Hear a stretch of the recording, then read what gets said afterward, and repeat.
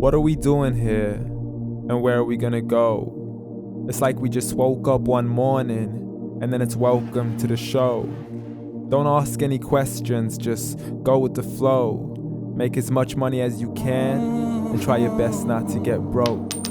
Copy everything you see on the TV, from the hairstyles to the clothes, and don't think too often, just do exactly as you're told. And if you ever get confused, then just turn towards the alcohol. You'll still hear your thoughts, then just turn up the radio as you learn to live a lifestyle of drugs, sex, and rock and roll. But in all honesty, I just need to know, is there more to the cycle than growing and getting old? Living and dying just to leave behind a happy home and a whole lot of property that somebody else is going to own. I just really need to know before the casket's closed, 'cause I'm not willing to gamble with my soul, nor am I ready to take any chances. These are just simple life questions and I'm just searching for some answers. Like, what are we doing here? And what is our purpose? How did we get here, and who made us so perfect? And what happens once we go, or is this world all really worth it?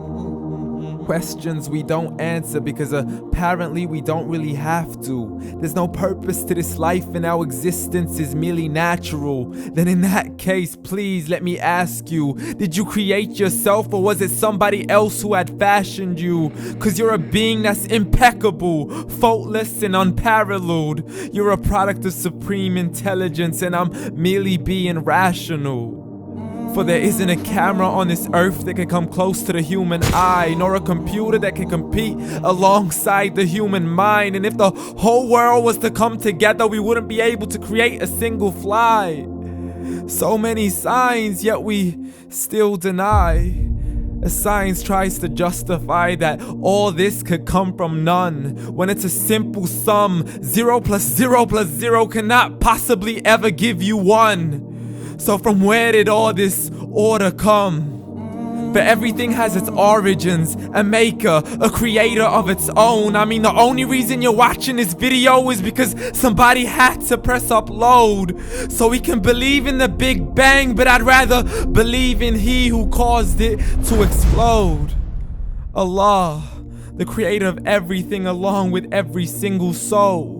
The ever-living, the master, the only one who is in control. Unlike his creation, beyond our imagination. And no, he's not a man, nor does he have any partners in association. He's on his own. And no, he did not ever leave us alone. Just like every manufacturer, he left us with an instruction manual. The Quran and Islam, and I'm sorry to jump to conclusions, but it's the only one possible. The only definition of God is the one and only supreme being. It's logical, a book with 0 contradictions, with miracles that are both scientific and historical, all revealed over 1400 years ago.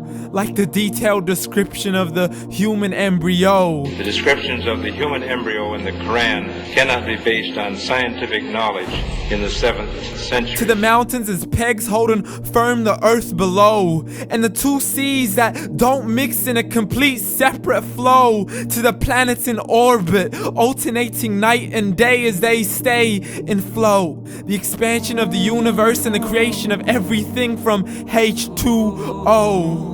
To the stories of the past and the preservation of Pharaoh. To identifying the lowest point in the land where Persia defeated Rome. The gushing fluid that created man in the glands between the ribs and the backbone. And not a word has changed, it's still the same. So please explain how all this was known over 1400 years ago. To a man who couldn't read or write, as he would recite whatever the angels spoke. And if you still don't believe, please try to come up with something that's even close. But you can't, so we took God as a mockery and his messengers as a joke. Muhammad could not read or write. How's somebody who can't read or write gonna start a religion? Dismissed his scriptures as legends and tales of the ancient folk, as we live life according to our whims, desires, and hopes. saying this life is the only home we will ever know. We will live then die, then simply turn to bones. YOLO! Correction, after the grass dies, the rain arrives and it regrows, and Allah promises to do the same thing to your very soul and bring you back from your very fingertips to your toes, as the all-seeing supreme being watches us so close, and we are surely being tested in our wealth, our health, and our self, and everything that we've been blessed with. So believe, for we will surely be resurrected and be brought back to our Lord and account for every single deed, as He hands us our books and orders us to read.